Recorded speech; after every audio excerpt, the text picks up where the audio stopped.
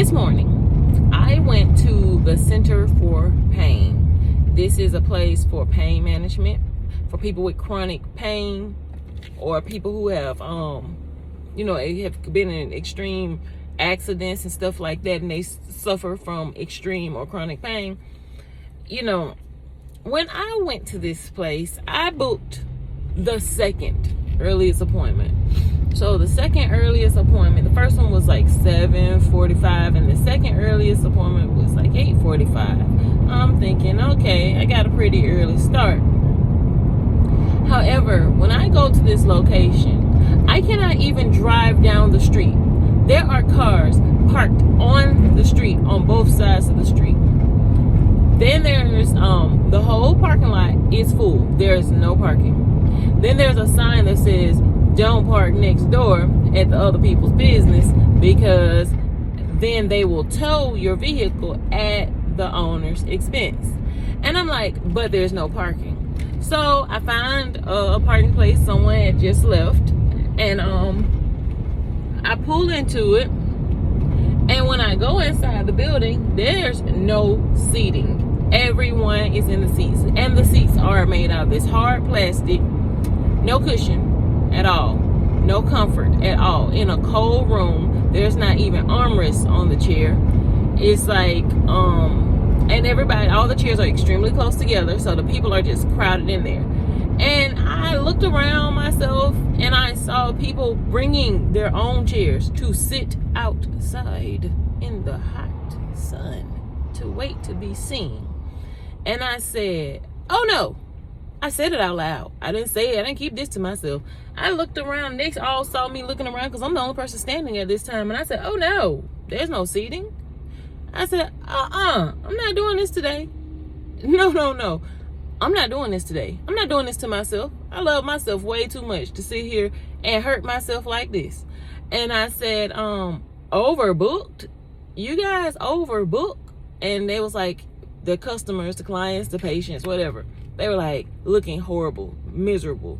And they were like, yeah, they do this all the time. And I said, yeah, no. I need you all to make me another appointment for an earlier time so that I can be here before the doors open, so I can have a seat, and so that I can be seen, so I can get on with my day. And they were like, Miss Jones, we can do that. And I'm like, yeah. And they were like, I don't have something first thing Monday morning, so what about Tuesday? And I was like, yeah, do Tuesday as early as possible. And well, this is a good day. You ain't gonna sweet talk me, Miss White Lady. You ain't finna you ain't gotta lie to kick it. And you damn sure fucking with the wrong person's mind. 3:11 on the clock. Don't play with me. Don't play with me. This is a good day. No, this ain't no, you should be grateful. No ma'am.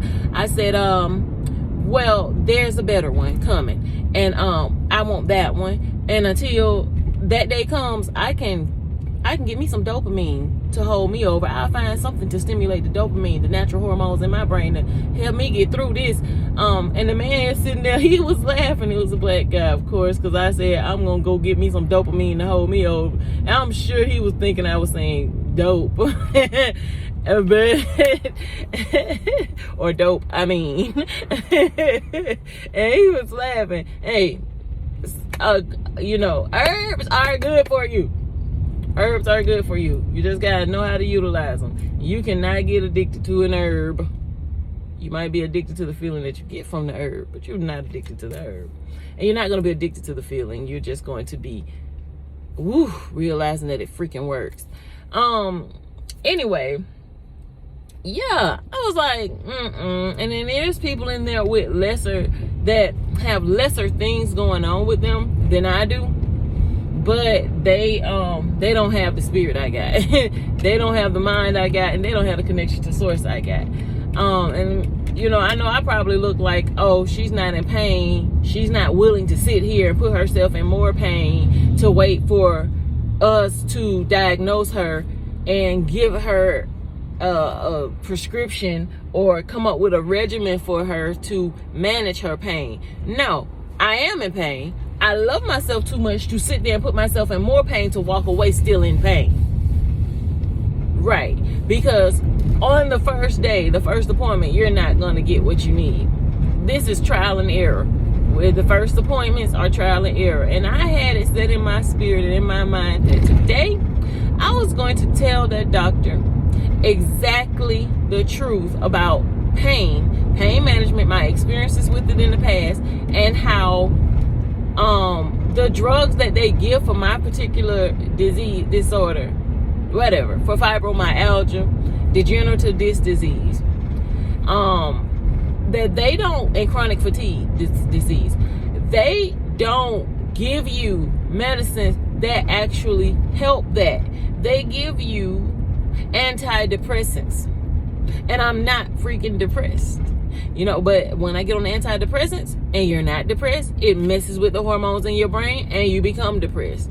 And then the people who they give these medicines to are like, yeah, I feel better. And they're lying. They're absolutely lying, because they have suicidal thoughts now. Because the medication that you gave them has caused them more hormonal imbalance in their brain, and now they have suicidal thoughts. But they love themselves, so they don't want to tell you, hey, I'm starting to have suicidal thoughts, and then you strap them down and dope them up with more drugs, because their body is telling them, be scared to tell these people this.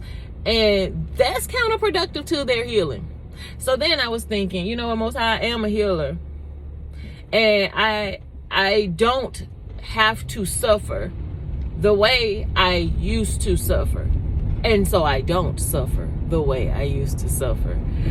However, for the sake of how everything is set up with the medical stuff and your insurances and stuff, and when you go and you tell them, hey, I have this issue, I have this problem, but then they don't see that you're on the medications, they don't see that you actively going to the doctor, and they ask you, well, how are you managing your pain? And then you tell them, oh, I do yoga and meditation, and that helps me manage my pain. I've been doing this for 20 years. 20 years I've had knowledge of this ailment in my body, and I've been dealing with it. So don't get angry with me because I saw other methods, because your methods weren't working. And they're like, oh, well, why are you coming back?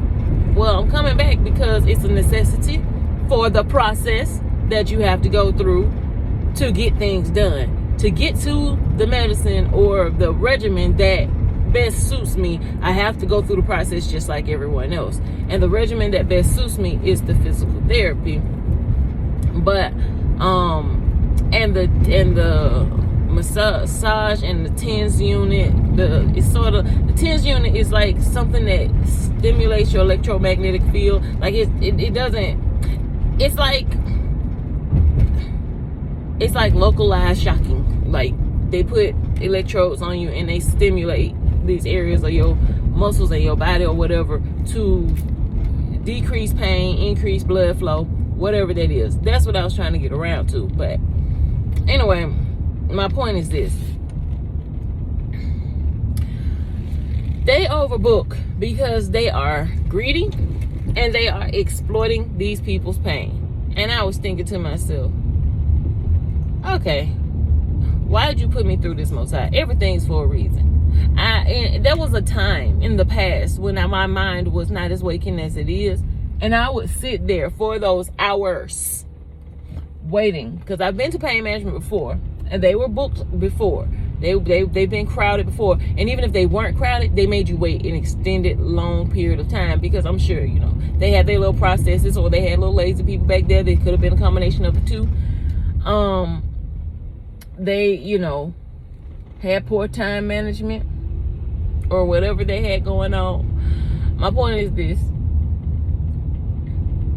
I went there and I said, Most High, why am I back here? Why are you bringing me back here at this point in my life when I myself, between me and the Most High, have come up with our own way to deal with this, and we're better off? Because I was going through all those things, and I noticed that the level of insurance that you have at the time that you go to these places determines the level of care you get. My mom was an RN. So when I was on my mom's insurance, and this was some high top tier stuff, I was able to receive pain blocks, which is spinal injections, like epidural injections. I got 12 shots every 2 weeks up my spine. It was painful to get the shots, but I had a form of normal life because it blocked my pain receptors. Now the downside to that was that it blocking my pain receptors, I didn't know if I did something to cause myself harm or pain because I couldn't feel it. And I was walking around like a superhuman. That's how it made me feel.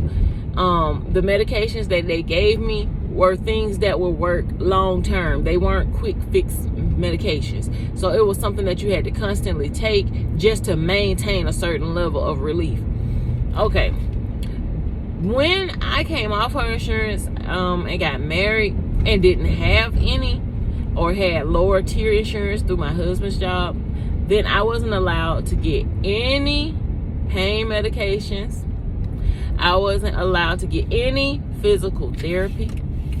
I wasn't allowed to get any spinal blocks. So I suffered. I just suffered. I was on a walker. Sometimes I was at one point in time I was in a wheelchair, or I wasn't like confined permanently to the wheelchair at all times, but I couldn't like move around. I had to ask, sometimes I needed to be on it, or I needed to go grocery shopping. I had to be on that scooter. Well, this is when I'm young and in my 20s and I'm supposed to be living it up. Well, that wasn't my life. So I stumbled across, there was a advertisement in the elevator that talked about hypnosis for pain management. So I couldn't get anyone to tell me who to go to. My insurance, of course, wouldn't pay for the hypnosis. So I kept that in my mind. Then I heard someone, one of the doctors, and they were like, have you ever tried yoga or meditation? And this was something I didn't expect a doctor to ask me, because they're always trying to push their pharmaceuticals 12 on the clock. They're always trying to push their pharmaceuticals. That's how they get paid. But this wasn't a doctor yet. This was an intern. Intern. And the interns are still hopeful and helpful. And then this is a person who's foreign from this country, who just came to this country only to get their degree so that they can be recognized as a doctor. But they were already a doctor because they already knew other things. And so I said, So what I did was I ended up, I kept that in mind, put a little pin in it. And then next thing I know, one day I stumbled across this video that was telling you how to meditate, teaching you how to breathe, teaching you just to focus on your breath.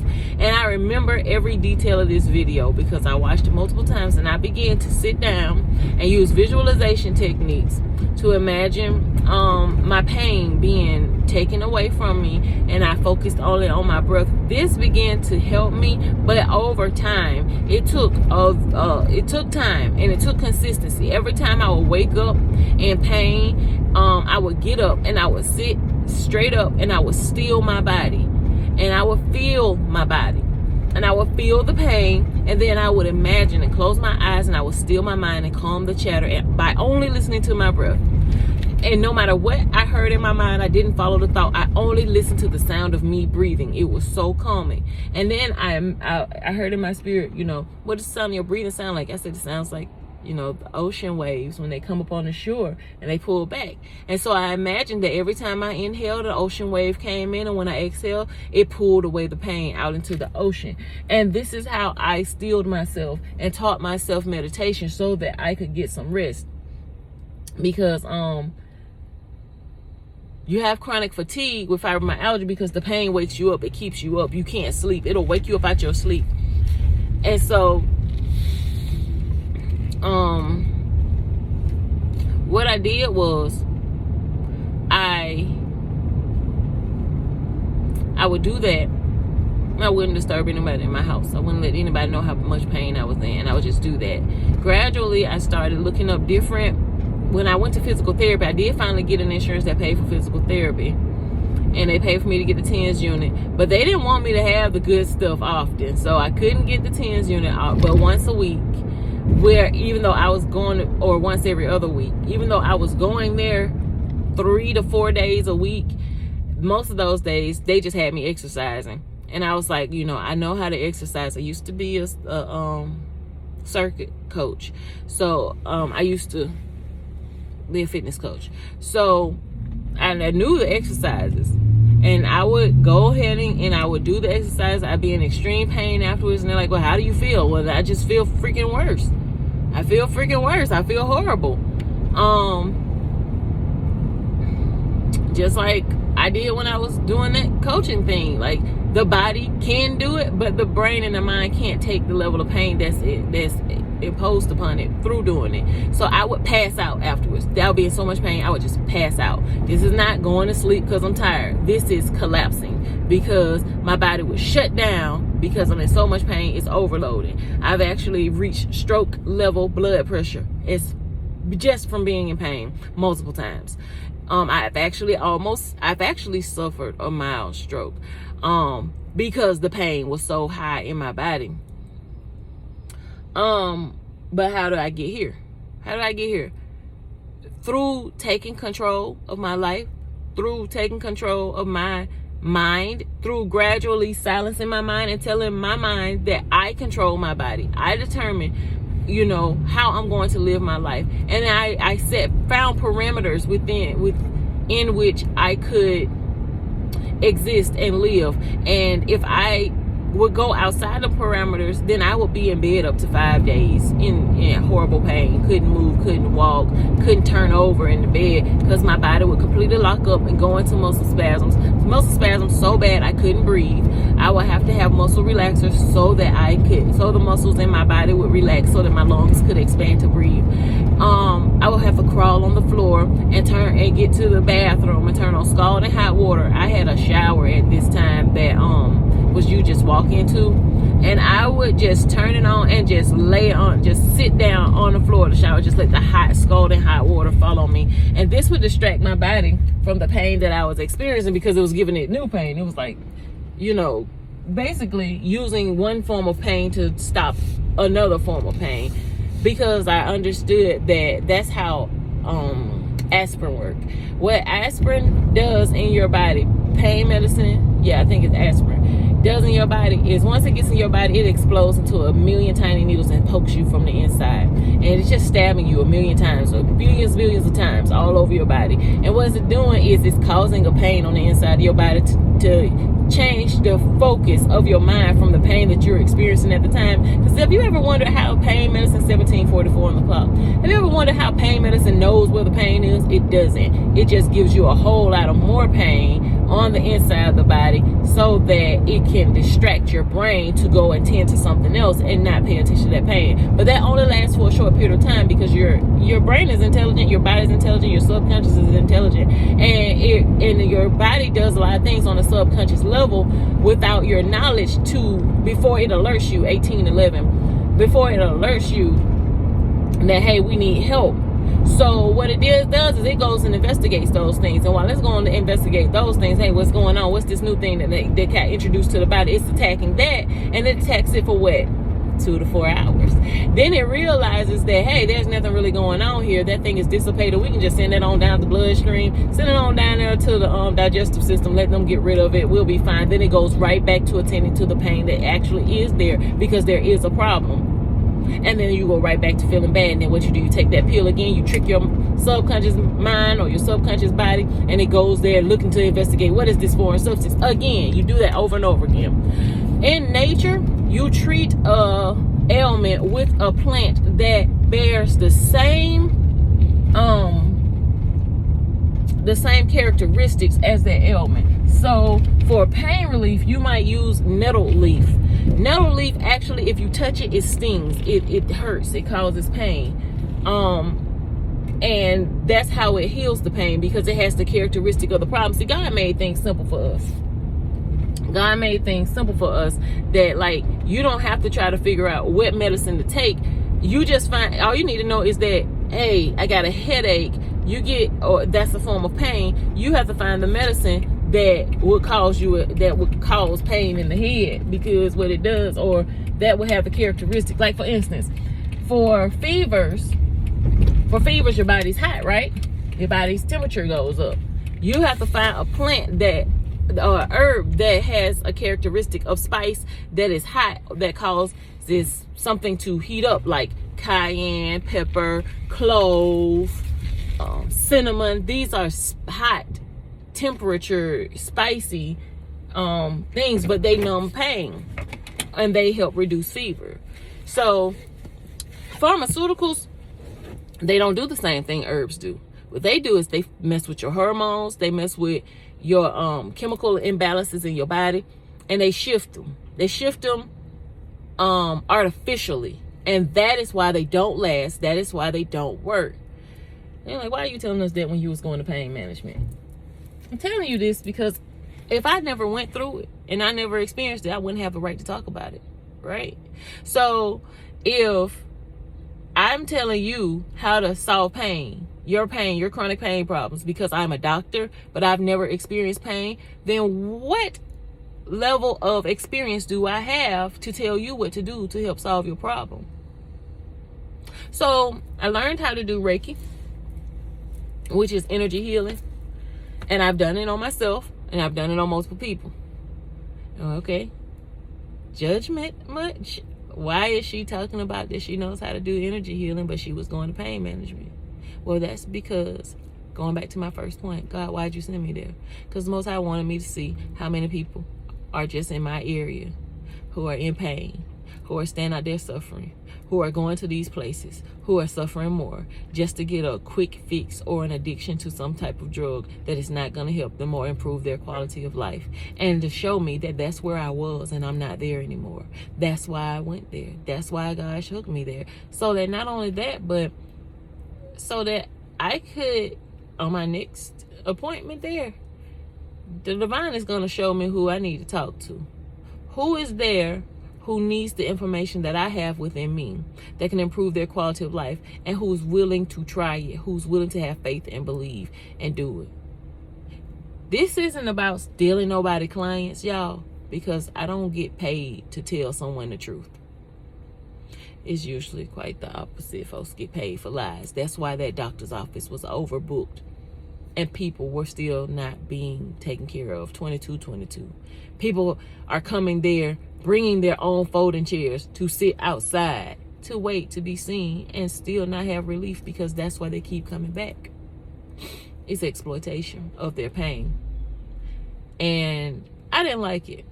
I didn't like the feeling that I felt when I walked in there, the energy of the pain, and the people behind the glass, as though these people, you know, because they know these people in pain can be grumpy, they can be snappy, and they scared because they know that they're exploiting them on some level. And it's a bunch of little white women behind the glass munching on snacks, drinking drinks, while these people are sitting in that lobby. They don't even have some form of water or refreshment for them to. By the time they come back there, they're going to be in more pain than when they walked in, just because there's no comfortable seating. There's no comfort being offered to them at all. Not even connection, human to human connection, except them talking maybe amongst each other, but then they're crammed so close together, they're just trying to hold themselves in, not to bump into each other, not to interfere with each other's pain and each other's pain space. Now, what's that doing to them on a spiritual level, on an electromagnetic level, is our auric frequency extends 1 foot, about a foot from our body. But if you're in pain, someone in pain, auric field extends up to 6 feet. So you got 6 feet, 6 feet, 6 feet, 6 feet. Everybody's sitting there bumping energy fields on each other, and their pain is just increasing because now they're empathically sharing each other's pain, but those people behind the glass are not being affected. The doctor way in the back is not being affected, and once their pain is up to its highest level of their least tolerance, by the time they get there, they're not mentally 24 on the clock. They're not mentally in a place where they can coherently express to you what's going on with them, because now their pain levels are so high. All they want is something to stop it, and that's how they get you hooked on those drugs. I know, because I've been doing this. I've experienced this. And then I woke up and I was able to see it. Anyway, that's my rant for this morning. That's my rant for this morning, y'all. I love y'all. I'm thankful that y'all stopped to watch my little video and listen to my little rant. Maybe you learned something, you know, maybe you could help somebody. I guess this is where I'm supposed to let you know that I'm available in some way or form. I do Reiki. What that means is that I can, and with my spiritual gift, I can see auras. So what I can do is adjust your energetic field, align your chakras, and recalibrate your pain frequencies.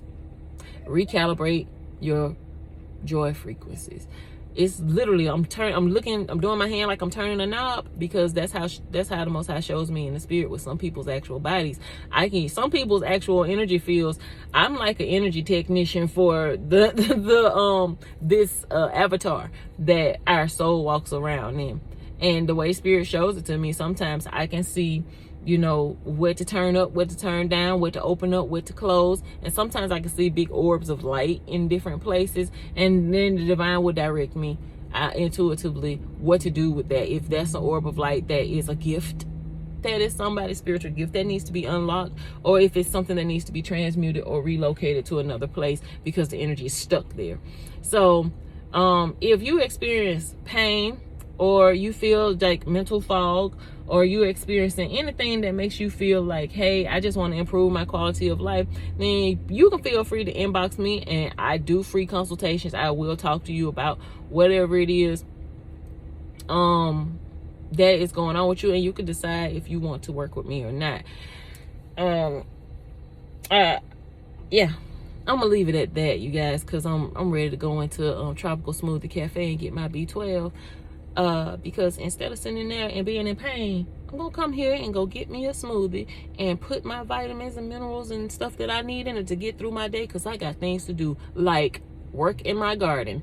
And that did not entail me sitting in a hard chair for hours to be seen by somebody who's not gonna give me anything for the pain, who's not gonna solve any problems, and knowing that I still got 4 children I gotta take care of and a garden to plant my vegetables in.